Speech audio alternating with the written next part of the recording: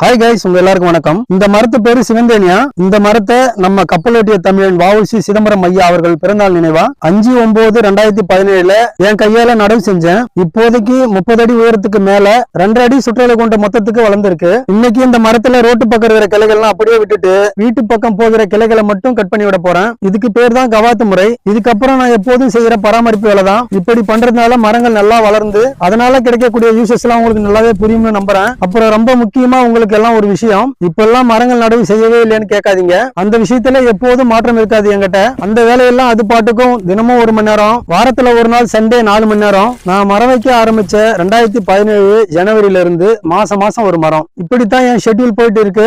இதை மாத்திக்க என்னாலையும் முடியாது, இதை தடுக்க கண்டிப்பா யாராலையும் முடியாது. அதுக்கு காரணம் இருக்கு, கண்டிப்பா சொல்றேன். மற்றபடி எல்லா வேலைகளையும் யாருக்கும் பிரச்சனை இல்லாம சரியா தான் பண்ணிட்டு இருப்பேன்.